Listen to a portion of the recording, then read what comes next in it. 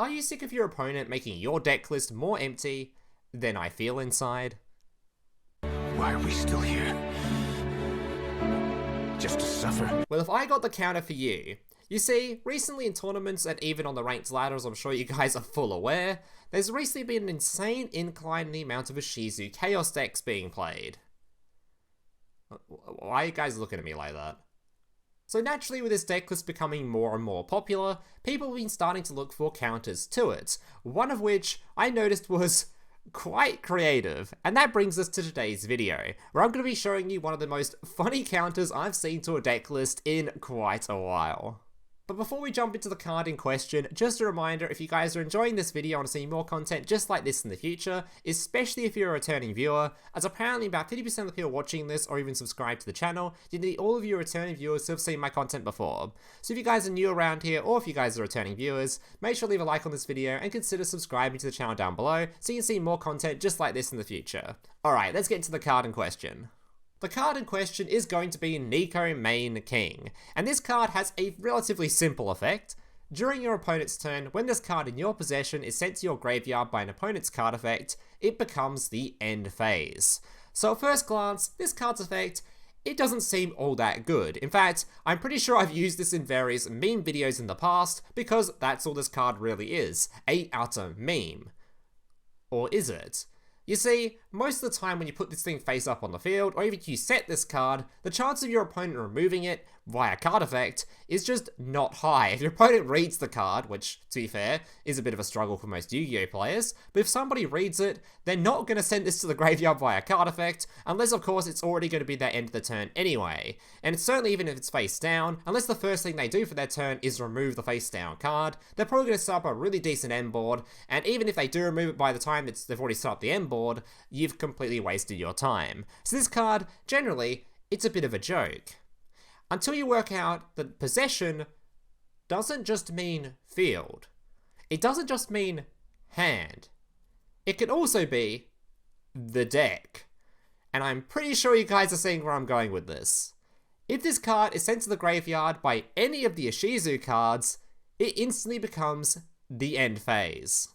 This is obviously an insane counter to Ishizu deck lists, because the way they work is they want to send as many cards as possible from their deck list to the graveyard to hit as many Ishizu cards as possible and put them straight in the graveyard, because doing so will mill a further 5 cards from their deck and 5 cards from your opponent's deck and put them straight in the graveyard. Then they can use whatever resources they just put in the grave to set up a ridiculous end board that you're probably going to struggle to play through. Unless, of course, they happen to hit a certain level 1 monster you planted in your deck list earlier. In doing so, if that ends up in the graveyard, all of a sudden, their turn ends. That's it. No Baron de Fleur, no Thunder Dragon Colossus, no random 6 billion attack Link 4s, absolutely nothing. The most they'll end on is maybe a Fairy Tale Snow in the graveyard. And if your deck list can't play through one flip face down, I mean, I don't know what to tell you. Maybe stop coping on the Gaia Structure deck. But before I hype up this card too much, I do have to briefly mention, it does have its downsides. So there are 3 major downsides to running this card. The first one is, well, obviously, like I mentioned earlier, it's a bit of a meme card when it's not against Ishizu. Against absolutely anything else, well, your opponent's just never going to send this to the graveyard. Unless you're against an opponent that happens to be sending your cards from your hand straight to the graveyard, or against an opponent that's sending your deck to the graveyard, well, they're not going to remove this card. When it's face up on the field, your opponent's going to read it, hopefully, and then they're just going to ignore it. Nobody's going to just send this thing to the graveyard randomly, even if you set the card face down. Like I mentioned earlier, nobody sees a face down, and the first thing they do for their turn is remove the face down. That's just not how Yu-Gi-Oh works. They're generally going to end on a massive end board, then remove the card. So you're just going to be wasting your time, and obviously the card becomes a complete and utter meme. But thankfully, in a couple of months, or next month, or very soon, a little Tier 0 format is about to arrive in Master Duel, which is going to be sending a billion Ishizu cards to the graveyard fairly regularly, so this card is only going to get better before it becomes worse. The second problem with this card is it's a bit of a garnet, meaning if you happen to open it in your starting hand, all of a sudden you just lost your counter to Ishizu deck list, unless you're playing multiple of them. So if your opponent mills your entire deck list, it won't matter because obviously the card's in your hand and they can just set up whatever end board they like. So you completely wasted your time and now you've got a card in your hand that's just completely dead.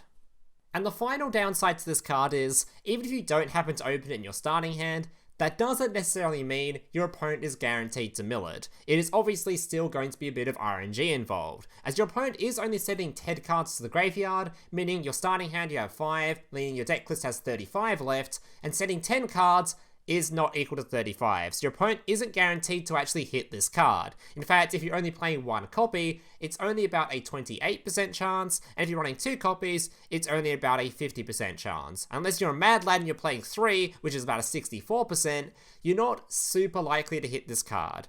That being said though, I feel like this is sort of a null argument, since most counters in this game, you're not going to be drawing them most of the time anyway, but you're still playing them. So playing a counter card like this, I think is still completely fine, and you shouldn't be sort of deterred by, oh, you don't happen to hit this every single time, because that's just not how counter cards work anyway. But with all that being said, I do want to reiterate once again that there is going to be a deck and a format coming very soon that is probably going to be tier 0, depending on how the ban list works. That's going to make this card so much more reliable and so much more useful, because 50%, if not more, of the decks you're going to be encountering are going to be tier elements, which is a deck that's going to send a billion Ishizu cards to the graveyard. So this card is only going to get better with time, and if you're only playing it now, it's still not bad, and it's one hell of a card to be playing. It is pretty funny to resolve this card, and it's going to make a lot of Ishizu deck lists just instantly quit the game. So without further ado, let's show you an example of just how this card works, so you guys get a rough idea of what it does. Alright, so I have a couple of examples I want to share with you guys today. Now keep in mind, both these replays are 100% staged replays. I didn't get these from the ranks ladder or anything like that. I just asked in my Discord, which by the way, you guys should all totally join. I just asked in my Discord if one of my viewers would happily help out with me setting up some replays to give you guys some examples of just this card in action. Alright, and they're both doing it in a different way, as you'll see. Alright. So basically, I'm going to be showing the Chaos side of things, and my opponent is going to be playing the p.u.n.k main king in his deck list, so you can see it in action. I think he was running 3 in his deck just to make it more consistent for the replays. But if you are going to play this sort of counter card, only play 1 or 2. I think 3 is definitely a bit troll. Unless you just really hate these deck lists, then go ahead and play 3. Alright, so activating my emergency teleport, getting my p.u.n.k. Keep in mind, haven't used my normal summon. Going to be discarding a card to then summon a level 5 to the field, so I can go into my level 8. To send a further 5 cards and add a card to hand. Also bring back the level 8 from the graveyard. And hitting a copy of my Herald, which is a guaranteed send of an Ishizu card. So first thing I do is I'm going to normal summon this so I can send the cards to the graveyard. Sending some more cards to the graveyard. And hitting a p.u.n.k main king. And before you guys wonder, wow, this doesn't look very normal. Why would you normal summon this first over going into your rank 8 or whatever? Honestly, this is not even a bad play to have made, because there's a nice little snow in the graveyard I could summon to the field, make a Baron to floor, and I'm safe from my opponent's hand traps for the rest of the turn. So going into a Baron here would be pretty standard, but honestly, I've just used my Herald, I've just sent my Ishizu card to the graveyard, and I've just hit a p.u.n.k main king. So this right here, this is the end board. This is all you have to play through. A monster without an effect, a monster without an effect, and a monster without an effect. The only card I've got here other than the Max C is of course going to be my Snow. That's it, because my opponent has just ended my turn. I'm going to be chaining this to be a few more cards to the graveyard, but it doesn't really matter. My turn is already over. And now my opponent can just safely OTK me as I've got absolutely nothing. So that's basically it. I'll shout out the replay, my opponent dicking me here. But I did get lucky and then I got Max C, so I could have activated Max C, drawn a billion cards or whatever, but this is just an example showing you guys of, there's nothing here. So unless you get really lucky and you happen to hit Max C, and you also happen to get lucky hitting your Snow, the Chaos player is just completely doomed. And this goes for like any sort of Ishizu mill decks. There's unlikely to have any sort of end board outside maybe a couple of background cards, which even then, you're not setting before you make, generally you set at the end of your turn, as that's just sort of how Yu-Gi-Oh works. No one sets at the start, so no one's gonna have any set cards either. As you see, I'm just dead on build. So yeah, so obviously this was an example, and a real one I'm gonna use the Max C and probably use the Snow as well, but you get the picture. Alright.